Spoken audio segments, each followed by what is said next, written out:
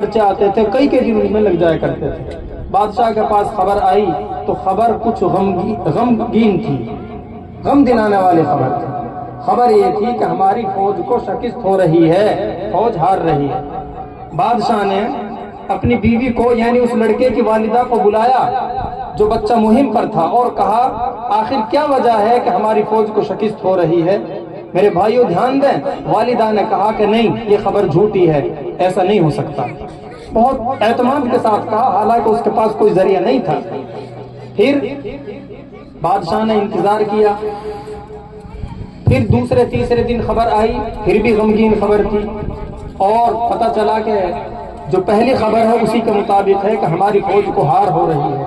پھر والدہ کو بلوایا اور کہا کہ مجھے خبر موصول ہو رہی ہے کہ ہماری ہار ہو رہی ہے میدان جنگ کے اندر، آخر اس کی وجہ کیا؟ تمہیں جواب دینا پڑے گا، بیٹا تمہارا ہے۔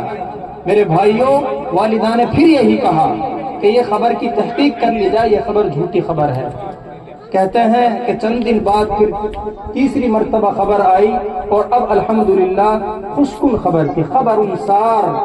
ایسی خبر جس سے بادشاہ خوش ہو گیا، اور والدہ کو بلایا اور کہا کہ الحمدللہ ہمیں خبر ملی ہے کہ ہماری فوج جیت گئی ہے۔ لیکن سوال یہ ہے کہ تم نے پہلی 2 دفعہ بڑے اعتماد کے ساتھ میری باتوں کا انکار کر دیا اور کہا کہ میں ان خبروں کو نہیں مانتی، جیسا کہ آج کل کہتے ہیں نا، اور مشتبہ چیزوں کو حالانکہ شریعت کے اعتبار سے علماء کرام بیٹھے وہ جائز چیزیں ہیں، استعمال کر سکتی ہے، شوہر نے خرچہ دیا ہے، مگر نہیں، صرف اشتباہ کی وجہ سے مشتبہ چیزوں کو حرام آمدنی کا تو دوسرا ہی مسئلہ ہے وہ چھوڑ رہی ہے، تو بچے کی پرورش عمدہ اور شاندار کیوں نہ ہوگی؟ تو کہنے لگی جب بات ایسی ہے اور اخلاص بھی ہے بچے کے اندر وہ گیا ہے، تو میں کیسے ان باتوں کا یقین کر لیتی کہ ہمیں شکست ہو گئی؟ تو میرے بھائیوں، پہلا مرحلہ جو ہوتا ہے بچے کی پرورش کا، وہ ماں کی گود کے اندر ہوتا ہے۔ اس کے بعد دوسرا نمبر وہی ہے جیسا کہ میں نے ابھی ذکر کیا، مکتب کے اندر ڈال دیا جاتا ہے، وہاں پر وہ تعلیم حاصل کرتا ہے۔ تیسرا اور آخری مرتبہ تعلیم حاصل کرنے کا ظاہراً پھر آپ کے جو مدارس ہیں جہاں بڑے بچے پڑھائے جاتے ہیں، اور اسی طرح دوسرے لفظوں میں کہیے کالج اور یونیورسٹیاں ہیں، وہاں بڑے بڑے بچے پڑھائے جاتے ہیں۔ لیکن انہی 3 پر بات ختم نہیں ہو جاتی۔ الحمدللہ تعلیم کے اس دور میں اتنے ذرائع ہیں کہ کوئی کہہ کر کے بھی منع نہیں کر سکتا۔ اگر کوئی بوڑھا ہو چکا ہے، زندگی گزر گئی، تعلیم حاصل نہیں کی، بنیادی نماز کے مسائل تک بھی یاد نہیں ہے، نماز پڑھنا صحیح نہیں آتا، تو میرے بھائیو چوتھا طریقہ اس کے لیے یہی ہے، اللہ کروڑہ رحمت نازل فرمائے حضرت جی مولانا شاہ محمد الیاس صاحب رحمۃ اللہ علیہ پر کہ آپ نے ایک طریقہ جاری کر دیا، دعوت و تبلیغ کا طریقہ۔ بوڑھا آدمی بھی جا کر کے اپنے کلمات کو، اپنی نماز کو اور اپنے عقائد کو درست کر سکتا ہے، تو وہاں پر بھی وہ وقت لگائے۔ اس لیے میرے بھائیوں، اگر آپ کے بچے چھوٹے چھوٹے ہیں، ان کی عمر ماں کے گود کی ہے، تو ماں کو توجہ دینی چاہیے اور باپ کو بھی توجہ دینی چاہیے۔ اور اگر وہ کچھ بڑے ہو چکے ہیں کہ مکتب میں ڈالا جائے، چاہے یہ مکتب ہو یا آپ کی بستی کا کوئی اور دوسرا مکتب ہو۔ بعض لوگ بڑی جلدی سے یوں کہہ دیتے ہیں کہ بھائی پینٹ پہ مدرسہ کھلا پڑا اور مکتب کھلے پڑے۔ بھائیوں، آپ کو تو خوش ہونا چاہیے۔ مجھے ایک بات یاد آئی، قرآن پاک میں اللہ نے جہاں جہاں قوموں کو ہلاک کرنے کا ذکر کیا ہے کہ بھئی فلاں بستی کو، عاد و سمود کو ہلاک کر دیا، مدین والوں کو ہلاک کر دیا، عذاب مختلف طرح کے آئے، کسی پر آسمان سے فرشتے نے چیخ ماری تو وہ سب کے سب بہرے ہو کر کے ختم ہو گئے، کہیں نیچے سے زلزلہ آیا تو وہ ختم ہو گئے۔ بعض قومیں ایسی بھی ہیں کہ اللہ پاک نے بادل پیدا فرمایا، ظاہر فرمایا، اور بادل میں سے پھر جو ہے لوگ وہاں بادل کے نیچے جمع ہوئے تو اللہ پاک نے بارش جو کی وہ بجائے پانی کا آگ کی بارش کر دی۔ طریقے مختلف ہیں، اللہ نے عذاب دیے ہیں، مگر وہ عذاب ان لوگوں پر آئے جہاں جہاں اس طرح کے واقعات قرآن پاک میں موجود ہیں۔ علماء کرام جانتے ہیں کہ اللہ فرماتا ہے کہ یہ سب اس وجہ سے ہے کہ انہوں نے ہمارے انبیاء کی تکذیب کی۔ مکے والوں سے بھی کہا گیا کہ تمہارے پاس میں نے یہ پیغمبر محمد صلی اللہ علیہ وسلم اور ان سے پہلے لوگوں کے پاس جو ان کے پیغمبر آئے تھے، اس کے بھیجنے کی مین وجہ یہ ہے کہیں تم آخرت میں جا کر کے یوں نہ کہو ہمیں کوئی سکھانے والا نہیں تھا، ہمیں کوئی بتانے والا نہیں تھا، کسی نے ہمیں نہیں سمجھایا کہ ہمیں زندگی کیسے گزارنی۔ اس کے لیے جماعت کا طریقہ ہے۔ خیر، بات لمبی ہو رہی ہے، آخر میں بس اتنا ضرور کہوں گا کہ آپ نے جو وقت دیا ہے اور مجھ سے چند باتیں سنی ہیں اور مولانا ظفر الدین صاحب سے بھی آپ نے چند باتیں سنی ہیں، ان پر عمل کرنے کی کوشش کریں اور حتی الامکان اپنے بچوں کو وقت دیں، ان کی عمدہ تربیت کریں اور ان کو خاص طور پہ دینی تعلیم حاصل کرنے کے لیے مدارس میں ڈالیں۔ اس کے بعد میں جب ان کی دینی پرورش ہوگی انشاءاللہ بعد کی زندگی بھی اچھی اور شاندار گزرے گی۔ اللہ پاک کہنے سننے سے زیادہ عمل کرنے کی توفیق عطا فرمائے۔ وآخر دعوانا الحمدللہ رب العالمین۔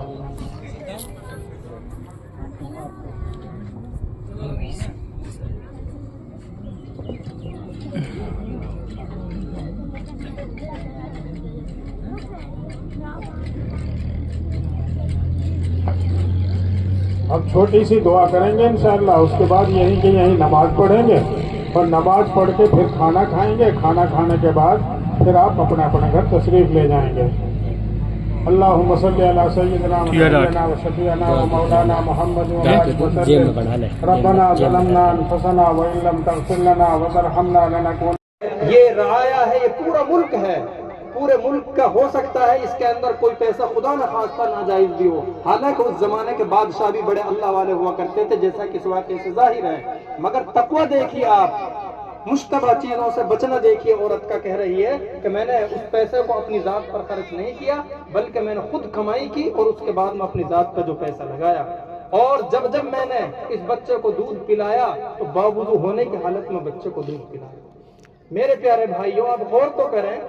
جب ایک بندی، ایک اللہ کی خاص بندی اپنے بچے کی اتنے شاندار طریقے سے پرورش کرے گی کہ وہ باوضو رہتی ہے، اس وقت دودھ پلاتی ہے، اور مشتبہ چیزوں کو حالانکہ شریعت کے اعتبار سے علماء کرام بیٹھے وہ جائز چیزیں ہیں، استعمال کر سکتی ہے، شوہر نے خرچہ دیا ہے، مگر نہیں، صرف اشتباہ کی وجہ سے مشتبہ چیزوں کو حرام آمدنی کا تو دوسرا ہی مسئلہ ہے وہ چھوڑ رہی ہے، تو بچے کی پرورش عمدہ اور شاندار کیوں نہ ہوگی؟ تو کہنے لگی جب بات ایسی ہے اور اخلاص بھی ہے بچے کے اندر وہ گیا ہے تو میں کیسے ان باتوں کا یقین کر لیتی کہ ہمیں شکست ہو گئی؟ تو میرے بھائیوں، پہلا مرحلہ جو ہوتا ہے بچے کی پرورش کا وہ ماں کی گود کے اندر ہوتا ہے۔ اس کے بعد دوسرا نمبر وہی ہے جیسا کہ میں نے ابھی ذکر کیا، مکتب کے اندر ڈال دیا جاتا ہے، وہاں پر وہ تعلیم حاصل کرتا ہے۔ تیسرا اور آخری مرتبہ تعلیم حاصل کرنے کا ظاہراً پھر آپ کے جو مدارس ہیں جہاں بڑے بچے پڑھائے جاتے ہیں، اور اسی طرح دوسرے لفظوں میں کہیے کالج اور یونیورسٹیاں ہیں وہاں بڑے بڑے بچے پڑھائے جاتے ہیں، لیکن تین پر بات ختم نہیں ہو جاتی۔ الحمدللہ تعلیم کے اس دور میں اتنے ذرائع ہیں کہ کوئی کہہ کر کے بھی منع نہیں کر سکتا۔ اگر کوئی بوڑھا ہو چکا ہے، زندگی گزر گئی، تعلیم حاصل نہیں کی، بنیادی نماز کے مسائل تک بھی یاد نہیں ہے، نماز پڑھنا صحیح نہیں آتا، تو میرے بھائیو چوتھا طریقہ اس کے لیے یہی ہے، اللہ کروڑہ رحمت نازل فرمائے حضرت جی مولانا شاہ محمد الیاس صاحب رحمۃ اللہ علیہ پر کہ آپ نے ایک طریقہ جاری کر دیا، دعوت و تبلیغ کا طریقہ۔ بوڑھا آدمی بھی جا کر کے اپنے کلمات کو، اپنی نماز کو اور اپنے عقائد کو درست کر سکتا ہے، تو وہاں پر بھی وہ وقت لگائے۔ اس لیے میرے بھائیوں، اگر آپ کے بچے چھوٹے چھوٹے ہیں، ان کی عمر ماں کے گود کی ہے تو ماں کو توجہ دینی چاہیے اور باپ کو بھی توجہ دینی چاہیے، اور اگر وہ کچھ بڑے ہو چکے ہیں کہ مکتب میں ڈالا جائے، چاہے یہ مکتب ہو یا آپ کی بستی کا کوئی اور دوسرا مکتب ہو۔ بعض لوگ بڑی جلدی سے یوں کہہ دیتے ہیں کہ بھئی پینٹ پہ مدرسہ کھلا پڑا اور مکتب کھلے پڑے۔ بھائیوں آپ کو تو خوش ہونا چاہیے۔ مجھے ایک بات یاد آئی، قرآن پاک میں اللہ نے جہاں جہاں قوموں کو ہلاک کرنے کا ذکر کیا ہے کہ بھئی فلاں بستی کو عاد و سمود کو ہلاک کر دیا، مدین والوں کو ہلاک کر دیا، عذاب مختلف طرح کے آئے، کسی پر آسمان سے فرشتے نے چیخ ماری تو وہ سب کے سب بہرے ہو کر کے ختم ہو گئے، کہیں نیچے سے زلزلہ آیا تو وہ ختم ہو گئے۔ بعض قومیں ایسی بھی ہیں کہ اللہ پاک نے بادل پیدا فرمایا، ظاہر فرمایا، اور بادل میں سے پھر جو ہے لوگ وہاں بادل کے نیچے جمع ہوئے تو اللہ پاک نے بارش جو کی وہ بجائے پانی کا آگ کی بارش کر دی۔ طریقے مختلف ہیں، اللہ نے عذاب دیے ہیں، مگر وہ عذاب ان لوگوں پر آئے جہاں جہاں اس طرح کے واقعات قرآن پاک میں موجود ہیں۔ علماء کرام جانتے ہیں کہ اللہ فرماتا ہے کہ یہ سب اس وجہ سے ہے کہ انہوں نے ہمارے انبیاء کی تکذیب کی۔ مکے والوں سے بھی کہا گیا کہ تمہارے پاس میں نے یہ پیغمبر محمد صلی اللہ علیہ وسلم اور ان سے پہلے لوگوں کے پاس جو ان کے پیغمبر آئے تھے، اس کے بھیجنے کی مین وجہ یہ ہے کہیں تم آخرت میں جا کر کے یوں نہ کہو ہمیں کوئی سکھانے والا نہیں تھا، ہمیں کوئی بتانے والا نہیں تھا، کسی نے ہمیں نہیں سمجھایا کہ ہمیں زندگی کیسے گزارنی ہے۔ تو میرے بھائیوں، قرآن کی اس آیت کو، اس پس منظر کو آپ مدارس سے، دینی درسگاہوں سے جوڑ کر کے دیکھیں تو آپ کو بھی کوئی موقع نہیں ملے گا کہ جگہ جگہ قدم قدم پر الحمدللہ مسجدیں بھی موجود ہیں، مدارس بھی موجود ہیں اور مکاتب بھی موجود ہیں، تاکہ بعد میں چل کر کے آپ کو یہ کہنے کا موقع نہ ملے کہ ہمارے یہاں تو مکتبی نہیں تھا، مدرسہ نہیں تھا، کوئی امام صاحب پڑھانے والے نہیں تھے، آپ کی یہ تمام حجت اور ہیلے بہانے کاٹ دیے گئے، ختم کر دیے گئے۔ بہرحال تو یہ سیکھنے کی عمر ہوتی ہے بچوں کی بھی، اور دیکھو سیکھنے کی عمر میں نے جیسا کہ ذکر کیا وہ کوئی محدود نہیں ہے، وہ آدمی بڑھاپے کے اندر بھی دینی تعلیم حاصل کر سکتا ہے جیسا کہ اس کے لیے جماعت کا طریقہ ہے۔ خیر بات لمبی ہو رہی ہے، آخر میں بس اتنا ضرور کہوں گا کہ آپ نے جو وقت دیا ہے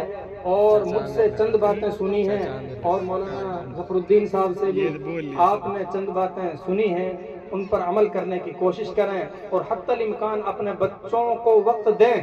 ان کی عمدہ تربیت کریں اور ان کو خاص طور پہ دینی تعلیم حاصل کرنے کے لیے مدارس میں ڈالیں۔ اس کے بعد میں جب ان کی دینی پرورش ہوگی انشاءاللہ بعد کی زندگی بھی اچھی اور شاندار گزرے گی۔ اللہ پاک کہنے سننے سے زیادہ عمل کرنے کی توفیق عطا فرمائے۔ وآخر دعوانا الحمدللہ رب العالمین۔